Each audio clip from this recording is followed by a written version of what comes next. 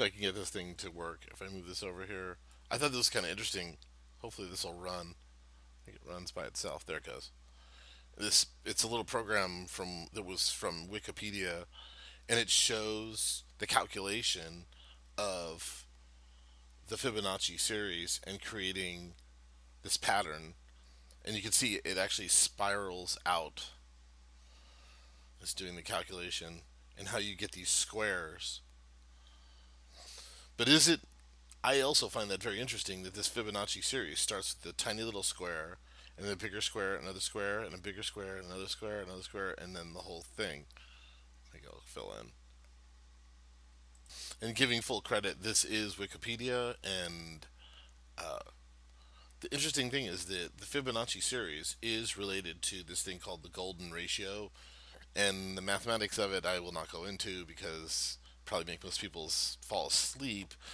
But it is the mathematics behind the Fibonacci series, and the word golden triangle, I mean golden ratio. Sorry, golden triangle, golden ratio.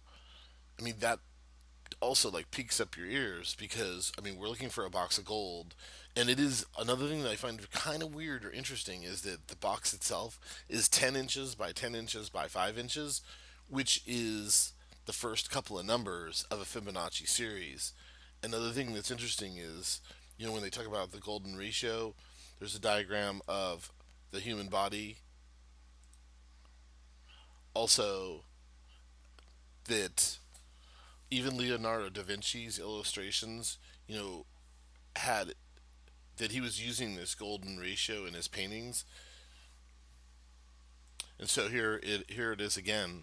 Here's this golden ratio of this little box, and the box gets bigger, bigger, bigger, bigger, and bigger. So the thing that I'm drawing a line to is that is there a clue? And Forrest Fenn has divulged. He said that there are 9 clues, right? In those 9 clues, he continues to beat the drum and say the 9 clues are sequential. And if you look up the definition of sequential, that it's one after another. One, two, three, four. Now, is it very? And I'm definitely grasping for straws here. I'm definitely drawing some like serious jumps. Is that it is interesting that he's when he's talking about a sequence, he's talking about a series. And could he be saying that this is the way to find the treasure chest? Is there some secret to this map where if we know something about a starting point that we could draw? I'm trying to figure out how to do that. Let's see. Try to clear this. Clear. Where we could say, hey, you start at 15 and you draw a box like here, and then you have to go here and draw another box, and then you're here, you draw another box, and I forgot what the diagram looked like. Okay, so then you'd go. I don't know why I'm doing different colors, but it seems like fun. So you draw another box here, and then you draw another box here, and so on. You would keep drawing boxes. Oops, I messed up on that one. Undo. So you draw a box here, and then you would try not to mess up. Turn that off. So, and then you would, because I can't draw any boxes any smaller. But the point is that you would get, and I'll draw again. Let's do bright red. So you would get something like this. That's wrong. Undo, draw. So you get something like this. If I can draw this.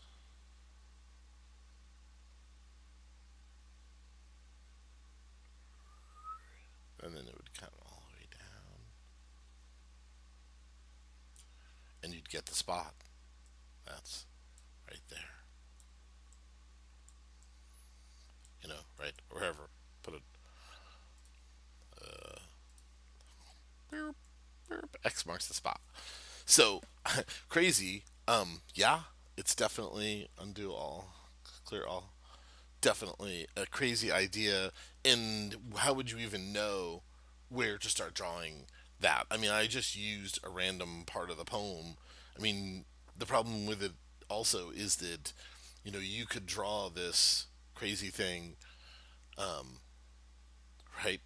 You could start here and spiral in, right? You could start here and spiral in, right? You end up in Yellowstone. I mean, they're all. I mean, you start like here, you spiral in, and you get. So that's part of the problem, and maybe that is the reason why we're being told that the first clue is begin it where warm waters halt. What that means? I mean, someone might say, okay, you start your spiral here. Maybe the spiral is not that big. Maybe it's smaller. The spiral is like that. I mean, so I mean, who knows? I mean, stick figures, spirals. It's all very interesting, but I do find that, and kind of review is that we're given this book cover with, and we're told that in the poem, The Thrill of the Chase, that the gold is in the title, you know, and that there are aberrations around the edge, and that is, I think I'm definitely would want to. I'm going to do another video on that too, talking about. And I've heard other people recently say the same thing. I'm starting to agree. I've never read the book. I've never had it in my hands, but I've seen lots of other people talk about it. I've seen the poems from it and the stories in it, and I'm starting to wonder if indeed it is just a set of stories, a bunch of memoirs. And I also have a strong feeling that, just like his interviews, Forrest Fenn's interviews, in regards to trying finding this actual gold, I think he's been very clever and very careful to edit. And I'm serious about this, to edit what he says and the stories he says. And another thing too is that the people who were around him, and the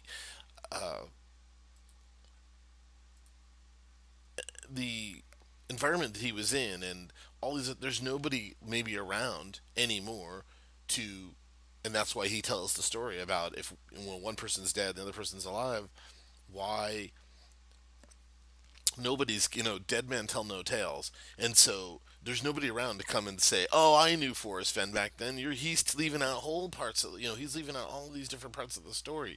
He's only telling you these little pieces. And I think that is true.